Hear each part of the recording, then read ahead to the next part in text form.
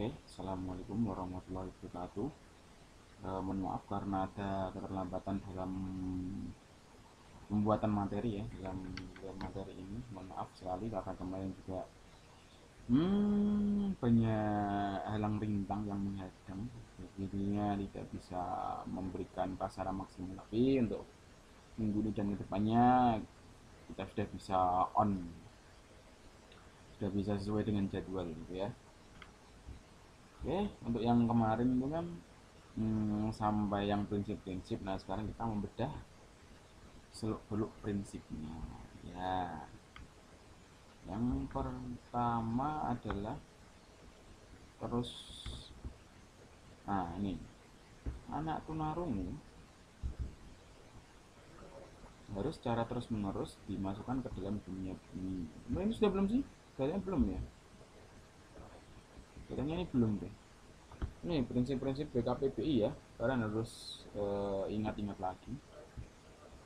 Nih, prinsip yang pertama, anak tunarungu harus secara terus-menerus dimasukkan ke dalam dunia bumi. Maksudnya apa sih? Ini prinsip ini memberikan pesan pada guru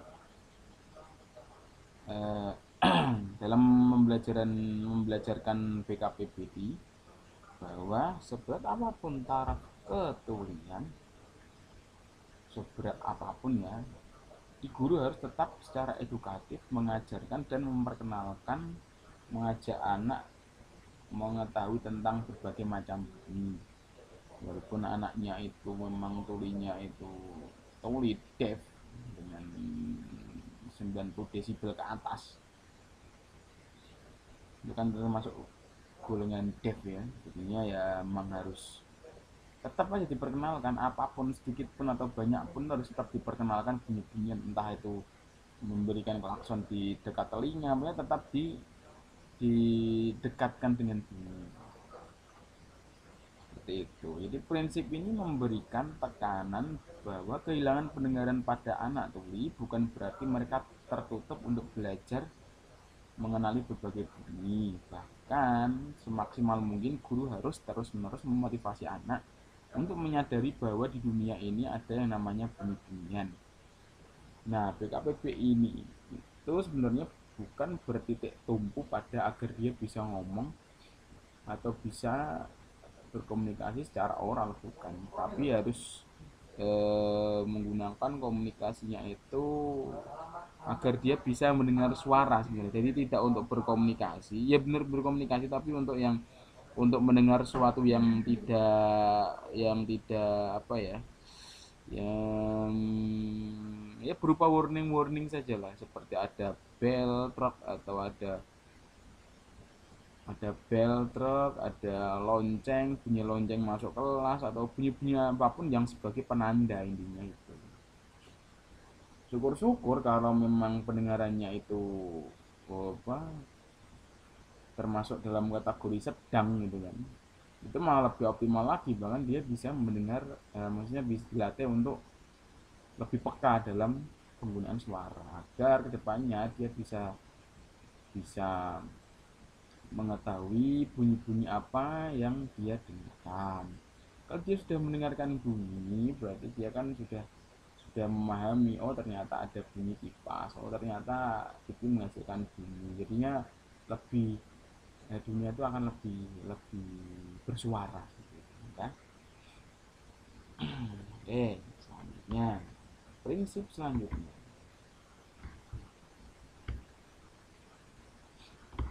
nah PKPP hendaknya diberikan secara sedini mungkin. Jadi PKPP itu memang diberikan kepada anak tuli itu sedini mungkin. Agar apa? Agar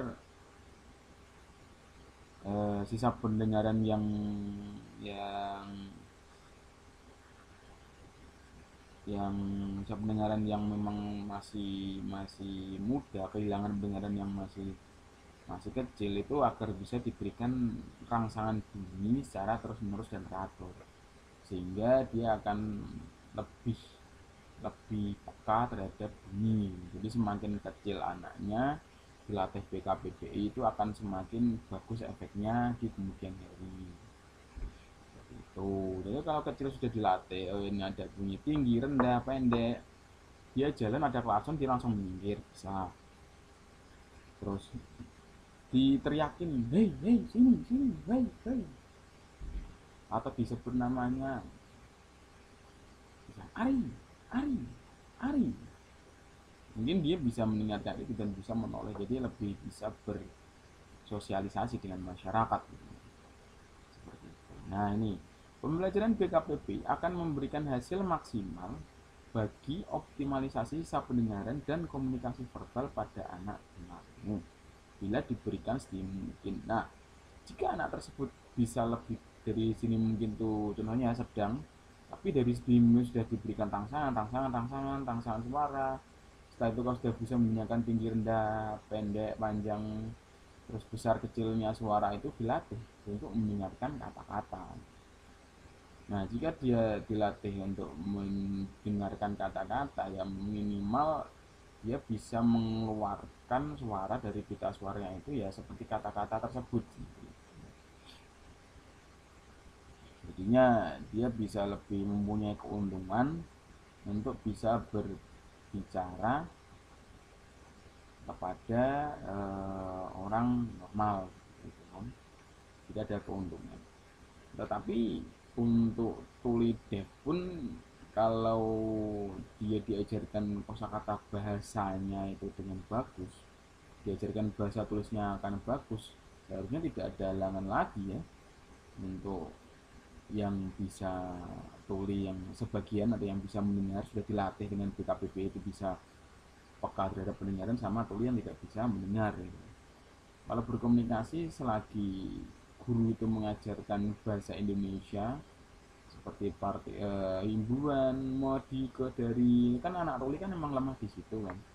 Kalau guru itu benar-benar bisa menanamkan prinsip-prinsip imbuhan atau kata-kata baku di dalam pembelajaran bahasanya, maka anak tersebut untuk membaca buku itu sudah gampang sekali ya. Masalahnya apa? Kenapa anak anak tuli itu tulisannya bisa terbolak-balik?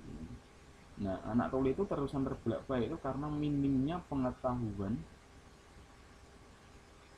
pembelajaran bahasa Indonesia. Iya benar, dia memang diajar dalam kelas, dia tahu, dia itu gurunya, tapi dia tidak paham apa yang guru ajarkan. Dia tidak paham apa yang guru ajarkan. Itu bahasa tulis ya, bahasa Indonesia. Bahasa dia menulis itu terbolak-balik.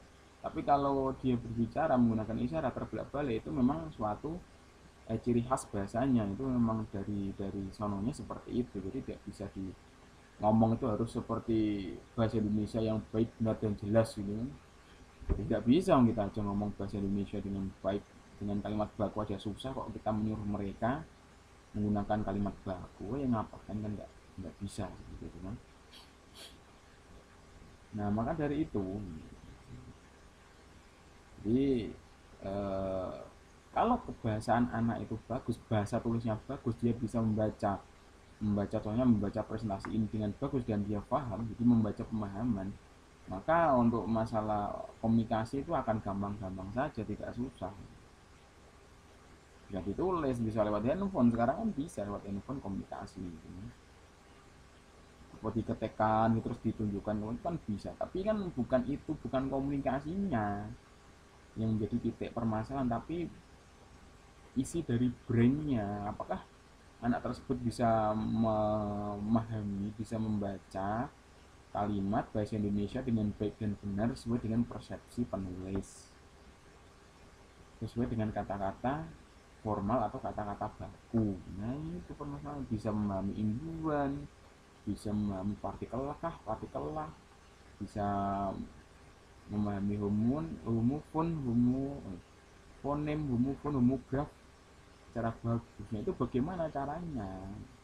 Ya kan harus benar-benar memaksimalkan itu, memaksimalkan mengajar bahasa Indonesia kepada anak tuli, jangan mengajarkan asal-asalan. Kalau kebanyakan kalian itu kan mengajarkan asal-asalan, bisa dikasih tulisan suruh mencatat di depan, kalian main HP kan seperti itu.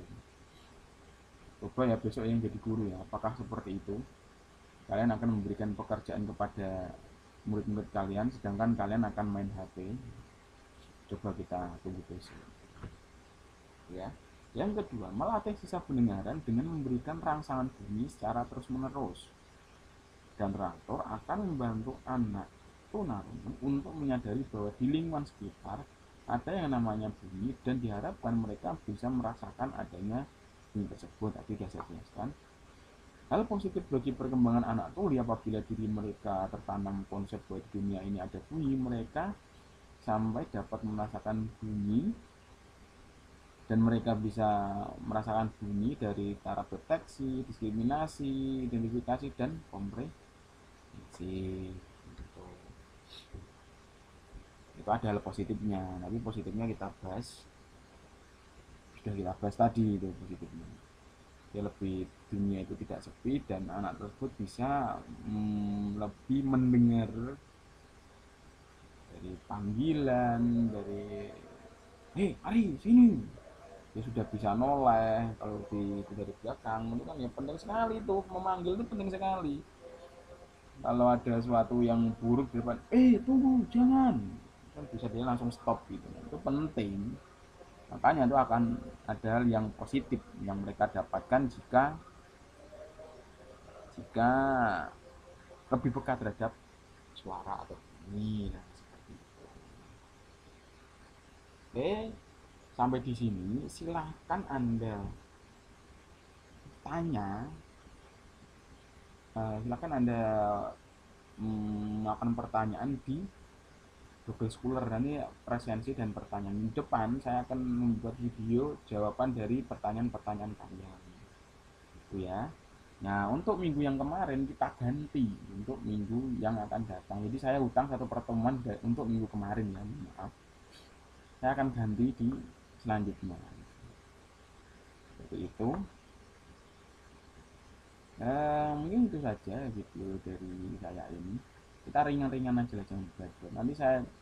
Nanti silakan kalau ada yang belum paham itu bisa di bawah kolom komentar itu bisa ditanyakan.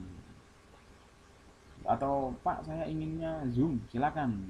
Saya sendiri sudah standby. Silakan kalau yang mau Zoom di depan bisa, tapi terserah kalian lebih enak mana, enak pakai YouTube seperti ini atau menggunakan Zoom seperti itu ya. Oke, perkuliahan saya akhiri. Maaf jika ada salah-salah kata. Wassalamualaikum warahmatullahi wabarakatuh.